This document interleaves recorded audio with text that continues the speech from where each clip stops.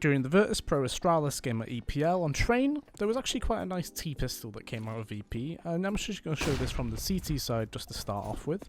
A flash through the window came through, and Xyp9x on a play towards upper peaked to get some information and actually battle it out a bit. We're going to now see this from the T side perspective, where they are gathered above ladder, and during this time we're actually going to see Yakindar get killed towards Ivy, which means that they now need to get a move on because information has been gathered and they need to make sure that they can capitalise towards that B side of the map where there should be less players. On their approach towards the B side of the map, you'll notice a player line up on the floor next to the railing, and he'll actually act as a stool right here for the smokes to be thrown, as well as a molotov. We're going to follow that molotov all the way and it lands in Z and stops the player from rotating. If Xyp9x doesn't get a double kill here, this is probably a VP round straight from the get-go. But instead, the dual elites come in strong, and they actually win the round for Astralis, essentially. This is more of a case of the potential and the strategy rather than the execution right here, but you can get the idea.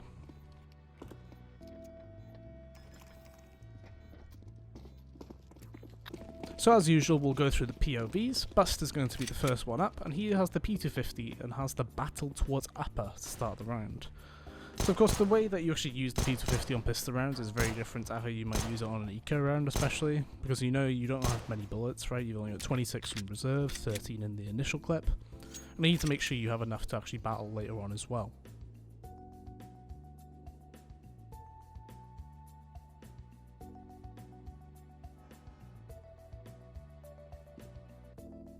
Shortly after, we actually see them approach towards the actual brown wall area, and then Bust will be the player that goes off of upper with his P250. Of course, having the advantage as well, you know, the other players have Glocks, he needs to make sure that he has the advantage. He is also the stool, right?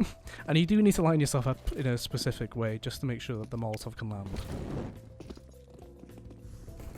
So of course, as any player does when you've got the P250 on pistol, you try to make sure you take fights that are in a situation where your Glocks may not win it. He does that perfectly, he gets the kill towards the Vice, but unfortunately for him, when he drops towards the bomb site, a flashbang comes in and he gets absolutely destroyed.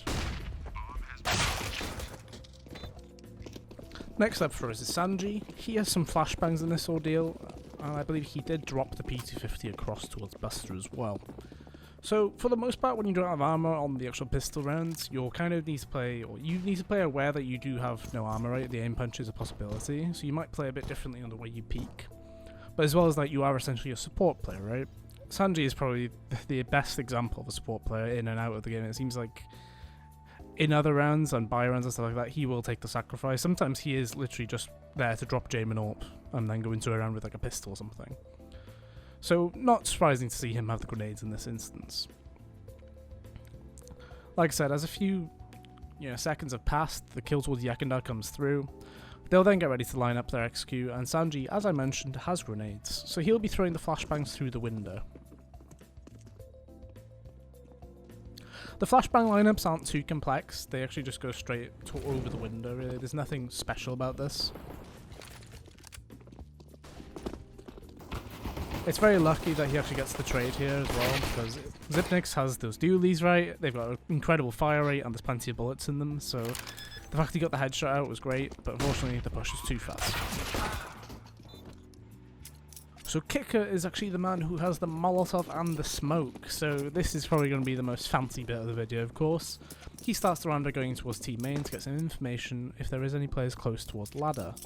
Of course, after hearing nobody at the start, he decides to back up a bit, and then he actually goes into the brown wall area, or white holes, to actually make sure his team do not get pushed too hard. You can clearly see it's in the back of his mind that they could have pushed team main, so he is constantly aware and keeping check just in case the timing did happen, especially with that contact towards B. After a few seconds though, it is time to move towards his teammates at the B side of the map, and he will actually get a move on.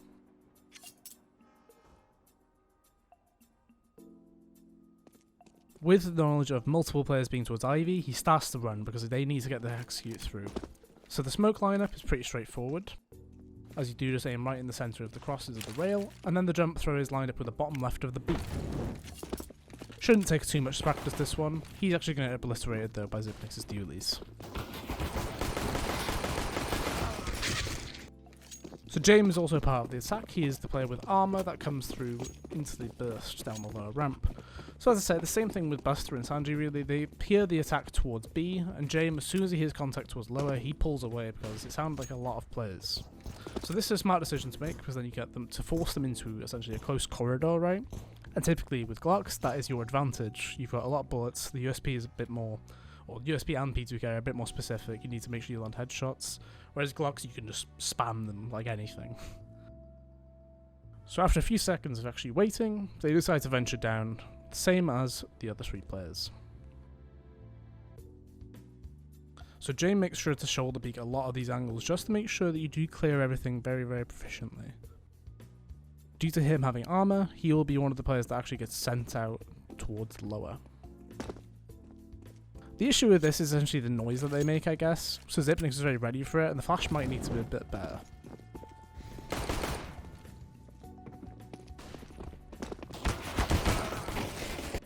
And just for good measure, we'll see it from Xyp9x's point of view, including the early round bit as well.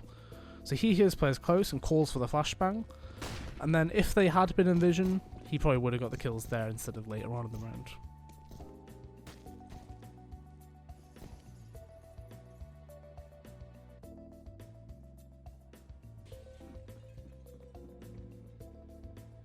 So as soon as the contact is made and he actually gets information that his teammates are pulled back, he decides to do the shoulder peeking, and that is pretty much enough really. But you've got the dualies, you can kind of play and wait for them to contact down the ramp really.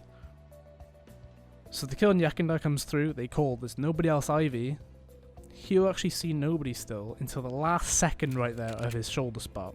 He gets early information as well as the sound cues, and he's ready for this attack.